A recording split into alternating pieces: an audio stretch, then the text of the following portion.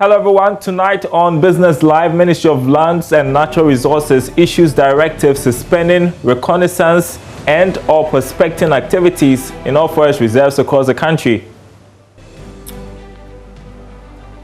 Also tonight, banks to start applying 5% financial sector recovery levy on profits from June. Plus, recommendations on a new national daily minimum wage expected in 2 weeks' time as National Tripartite Committee begins negotiations. And then submit their report to us. Then we'll meet again as a constituent body and consider the report of the technical committee. So that is exactly what we have done today. We have agreed. And there is more from the Employment and Labor Relations Minister ahead in this bulletin. Do stay with us.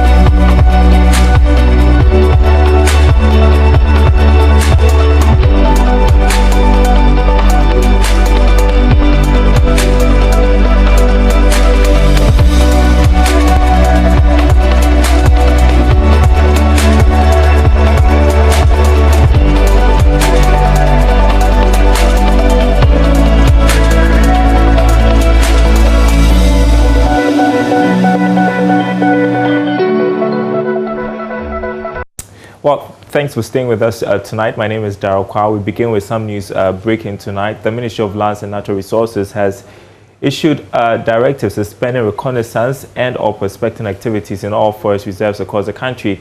This follows the National Consultative Dialogue on Small-Scale Mining held at the Accra International Conference Center sometime last week.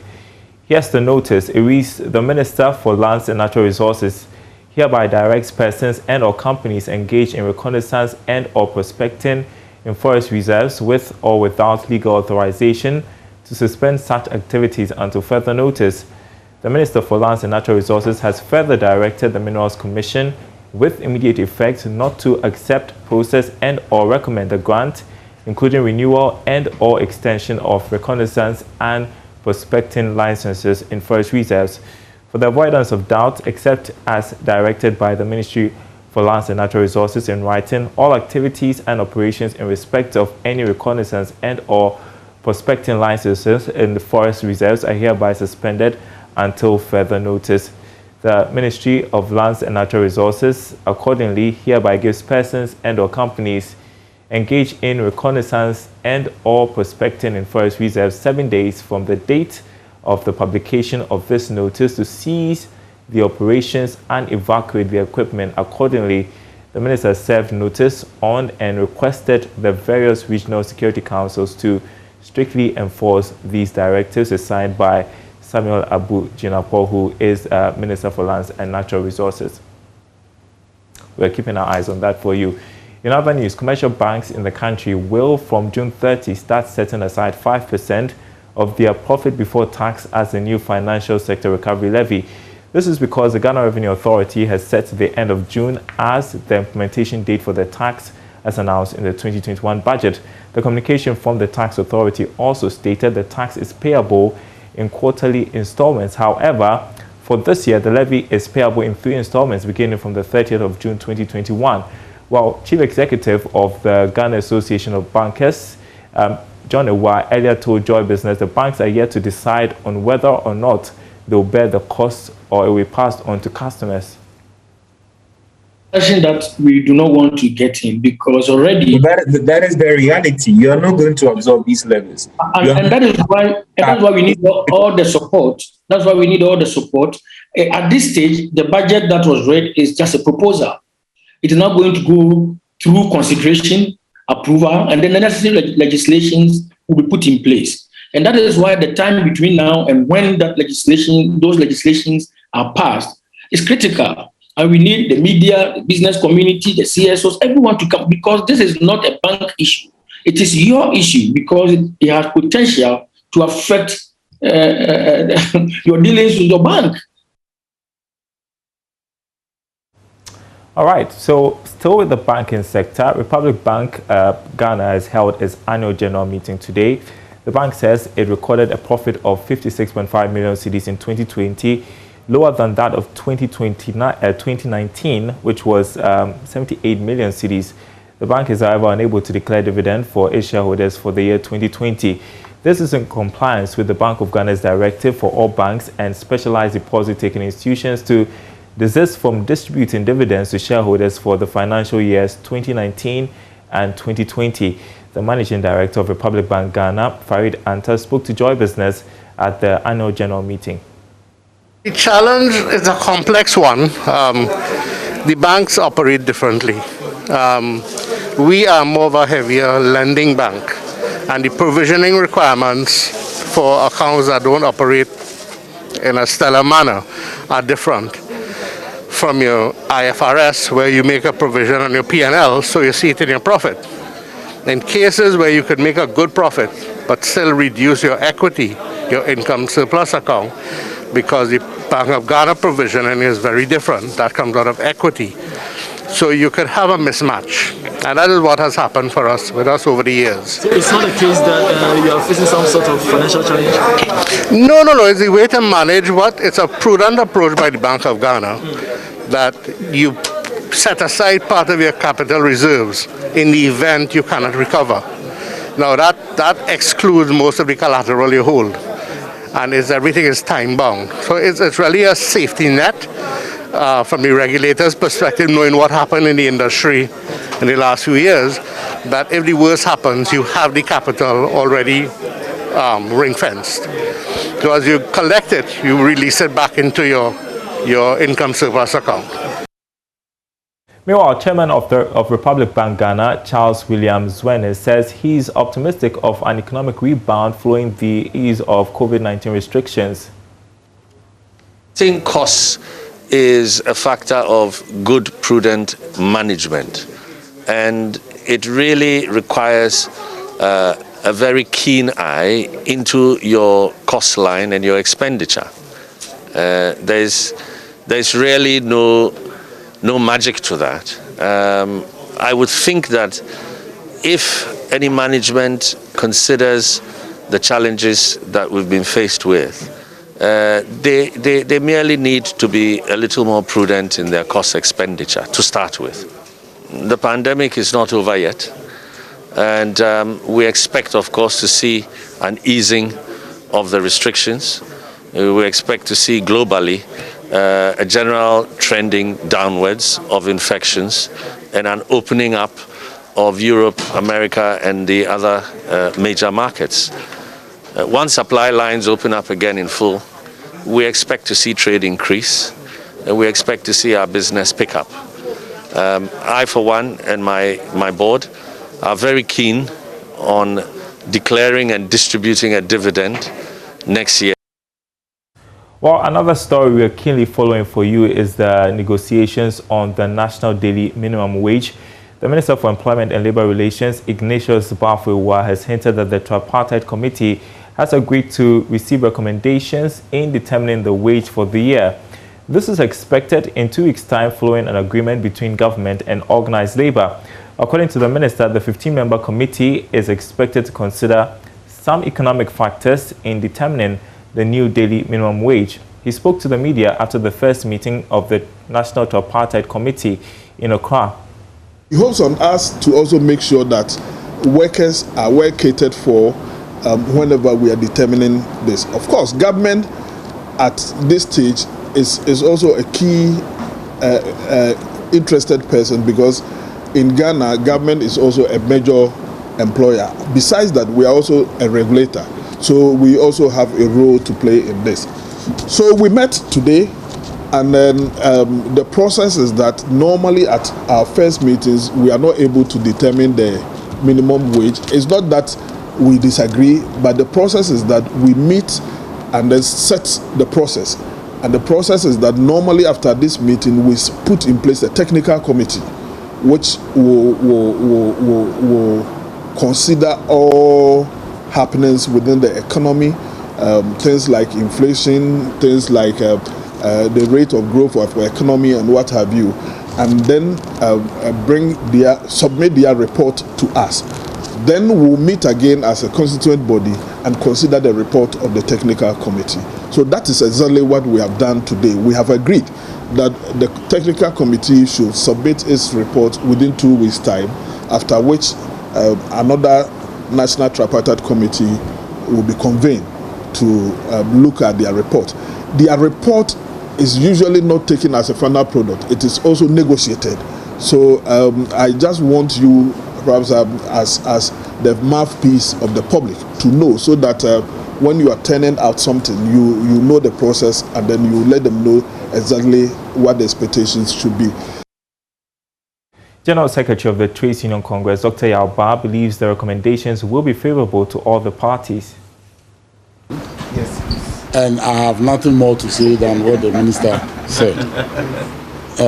It is a consultative process, as he has just said, and is determined by the tripartite partners. The chairman is the minister. He has spoken to you. The employers president, and then the TUC secretary general representing organized labor. Now we have agreed that 2 weeks from now, the technical committee will have to submit its report to the chairman, who is the Minister for Employment.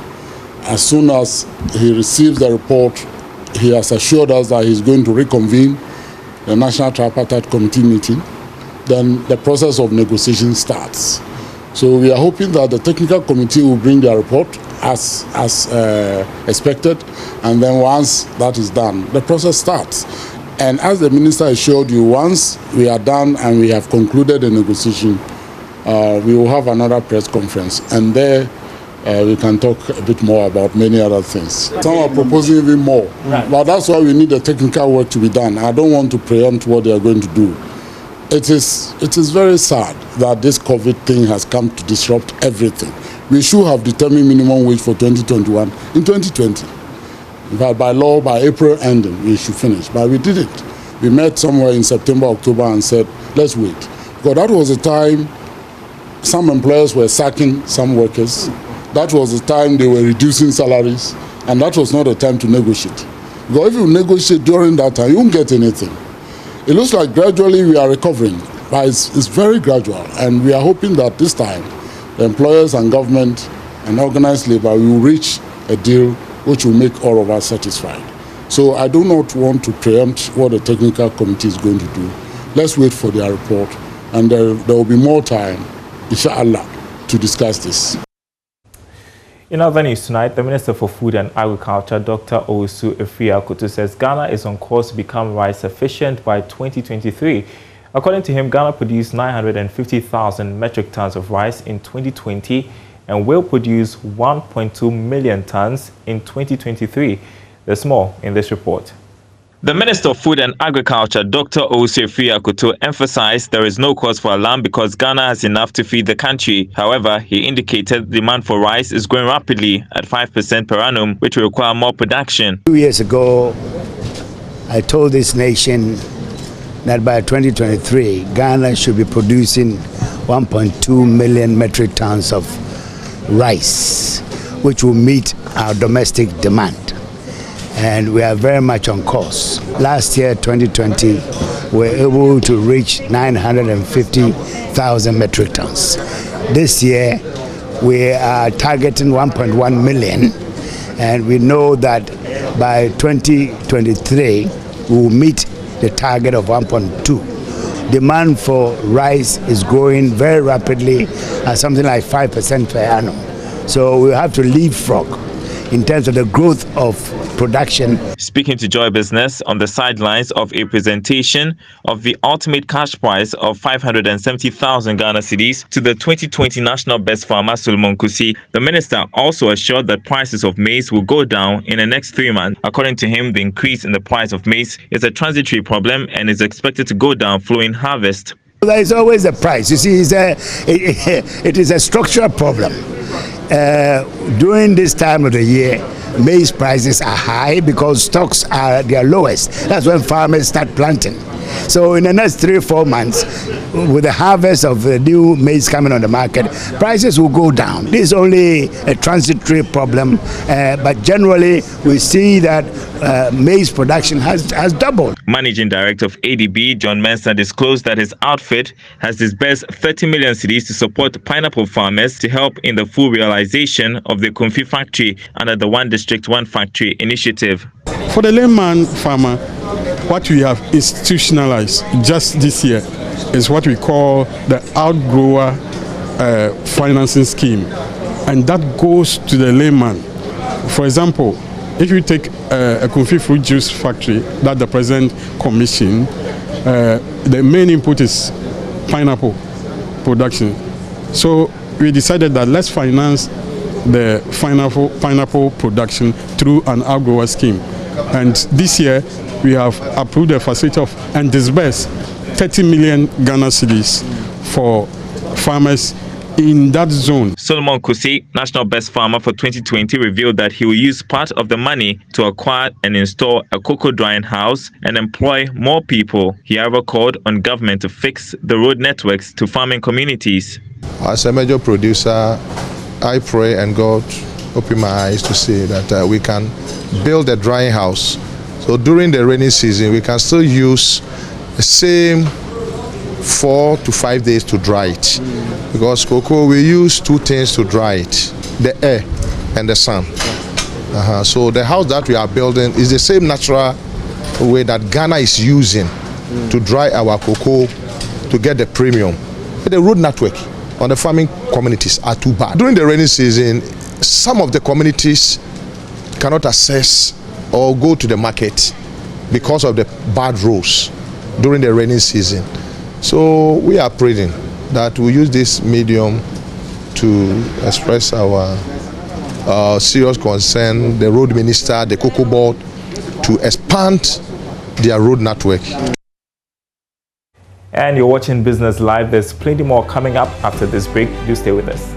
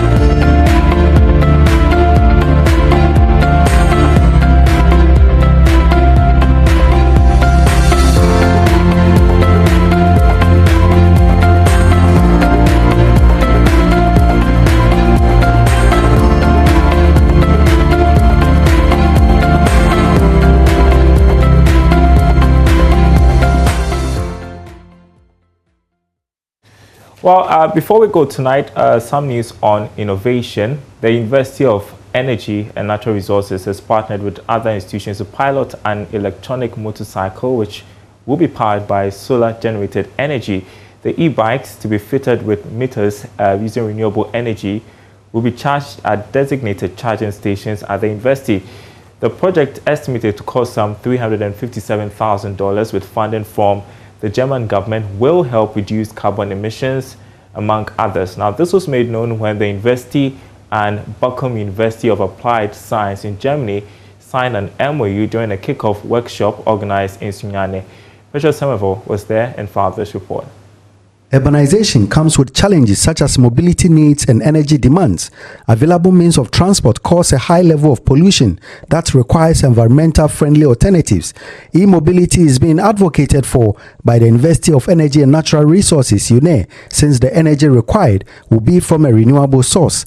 A pilot project to be run by UNE with partnership from the Bochum University of Applied Science and Don Bosco aims at reducing climate change and carbon emissions by looking at the use of renewable energy in the transportation sector. A memorandum of understanding has been signed at a kickoff workshop in Sunyani for the mobility sustainably thought through the life cycle project. Engineer Dr. Eric Njofosu is a senior lecturer at UNE and a director, Regional Center for Energy and Environmental Sustainability. This time we want to see how we can bring in solar energy and the rest into transportation. So this one we have what we call e-vehicles that will depend on renewable energy. So we'll have what we call charging stations. We are doing the piloting, okay, and then we are doing studies, research studies on it to be able to see how sustainable this will be. And then based on the lessons that we learn, we can be able to influence policy. So within campus, we will have some of these bicycles there. And then students will pay and use. They will put a few bicycles in town. So you'll be seeing them across town. So this project is about $357,000. We already have funders from the German government. Now that the project has been launched, we will do the installation of the charging system.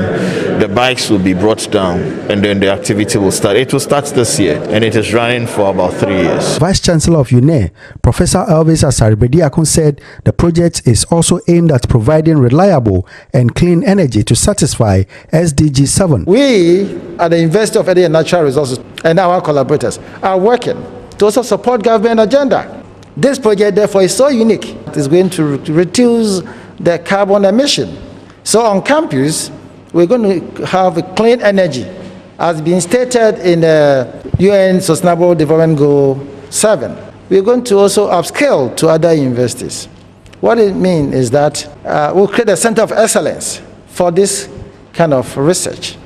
And therefore, the image will also be high. So we want to appeal to the government, as I said, especially through the Ministry of Transport, to also support this project. Bono Regional Minister Justina Osu-Banahini, who assured the partners of her support, noted the government's plan to increase renewable energy mix by 2030 is still on course. All right, and that's Business Live tonight. Thanks for watching. My name is Daryl Kwao. See you next time.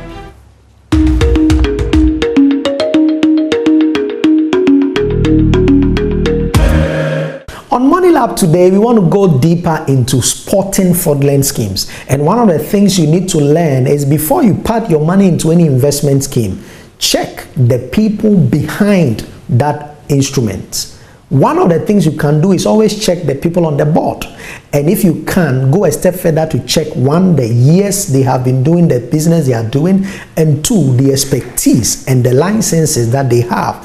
If you can check the people such as the board, the management, and even the managers of whichever fund, it gives you an idea as to which people they are and whether or not they are able to do what they say they are doing. If you check their background, if you check their experience, if you check their skill set, and it has very little to do with what they are managing in the industry, it is a good clue to you to know that you are getting yourself probably into a potential investment fraud, so that you escape the danger of a fraudulent scheme.